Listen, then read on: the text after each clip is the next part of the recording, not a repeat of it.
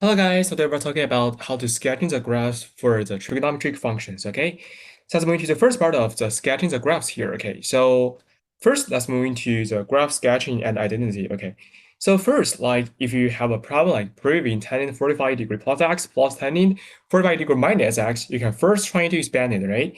So that turns into tan 45 degree plus tan x divided by 1 minus tan 45 degree times tan x, right? And then you can try and use that. The diameter here is for tan 45 degree. Here is for 1, right? 1 plus tan x. And here is for 1 minus tan x. And you can find here that the value is 2 second 2x. Okay. So for this problem, if you want to sketch the graph, you can just try to like draw the period of that. Okay. So maybe for 2 times second 2x, you can be considered as 2 over cosine 2x. Okay, 2 over cosine 2x. And you can set here, maybe you can put the x value into it. So for example, like if you can draw the cosine function, so that is for cosine function, right? Okay, so here's for 2 pi, right? Here's for 2 pi. Here's for only 1 pi. That is for cosine x. So cosine 2x means you're just shrink it into a half on x-axis, right? So that will becomes to a half pi. And here is for pi, right? A half pi and a pi. Okay, that is a function here. So we have a half pi and a pi here, and we can just put into it. Okay, here that we can start right here. We can put the values into it. We can put each values. Here is for y, right? Here's for 1. Here's for -1. Okay. So for 1, that 2 over 1 is 2, right? This value is 2, and the value will be increasing all the time. And at here, you can find that it's a asymptote because when cosine x or cosine 2x equals to 0, that means there's no value of it, right? Because denominator cannot be 0. Okay, so this is a asymptote. And then you can just also draw like this negative value till this point is for -2, right? Here it is. Here is just a symmetrical graph. And then we can just still draw in like here, that is for this value. And then you can draw like here, right? Okay, and here is for the graph. So you can find that can represent it for over the part here. Okay, so you can just put some very special point into it, and then just using a smooth curve to label and just connect all the points here. Okay. So for today's our last lesson is about for the last part is about the mixed exam style practice. Okay, so maybe let's move to the first part. So question 1 is to express a cosine x plus b sine x. So if you have time, you can just pause the video and then do it yourself. But if you want to follow with me, you can keep on going. Okay. So for this problem, you can set first you can extract n square root a squared plus b squared, right? Square root a squared plus b squared. And you can say this value, and you can be considered as square root a squared plus b squared. And then we can set that the value here is for a over square root a squared plus b squared times cosine x plus b divided by a squared plus b squared sine x, right? Okay, that is it. So if you set a divided by square root a squared plus b squared, you can just consider it as the cosine, maybe for cosine alpha, okay? So here it's for sine alpha, right? Because here, cosine alpha squared plus sine alpha squared equals to 1, because a over square root a squared plus b squared equals to 1, and a plus b over a square root a squared plus b squared equals to 1, right? Okay, so we can just set here is for r times cosine alpha times cosine x plus sine alpha times sine x, right? So this value can be considered as r times cosine x minus alpha, right? Cosine x minus alpha.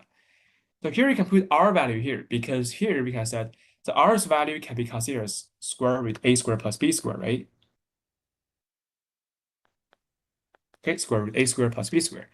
So you can put the values here. You can put the value here, and cosine x minus alpha, you can also just consider how to calculate it here, like alpha.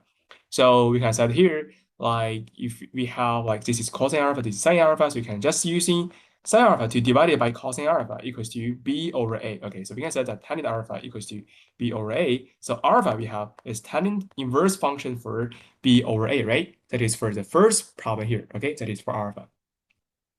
And secondly, we can set here that is for the equation a cosine kx plus b sine kx and equals to c in given interval. Okay, so we can set here like a cosine kx plus b sine kx equals c.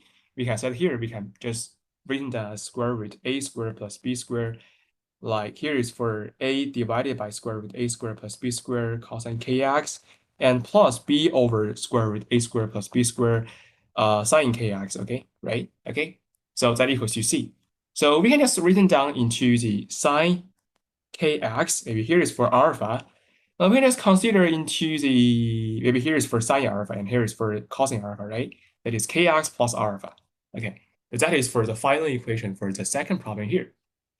And the third problem here is convert a compound angle tangent equation into a quadratic tan theta and solve it. Okay, so if we have a compound equation, for example, like sine 2x, okay, if you want to turn it into tan x, so first we can just try to expand it. The sine 2x can be written down as 2 sine x cosine x, right? 2 sine x cosine x. So you can just divide it by 1, right? So 1 can be considered as 2 sine x cosine x over sine x squared plus cosine x squared. So you can divide it by cosine x squared on both sides. So that is for 2 tan x divided by tan square x squared and plus 1, right? That is for the sine 2x value here, okay? That is for sine 2x here. Okay, so that is final tan x equation here. And for last problem, using the sine 3x to evaluate in a definite integration, right? So for definite integration, you can set here the value can be considered as the sine 3x integration. That is sine 3x definite integration, right? Okay, so we can set here, we can just try to calculate the exact value here. For example, like sine 3x, we have to first translate it, right?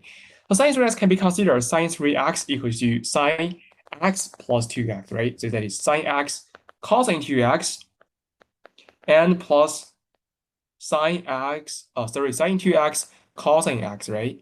Okay, but that value can be considered as sine x. Here is for cosine x squared minus sine x squared, and then plus 2 sine x cosine x squared, okay? That is a value. So finally, you can just written down into 3 sine x cosine x squared, and then minus sine x cubed, okay? That is for final value here. So just for sine 3x, so you can just translate into this function, right? Okay, that we have a conversion with yourself, okay? That's for the last problem. Okay, so that concludes our lesson. So see you next time. Okay, bye.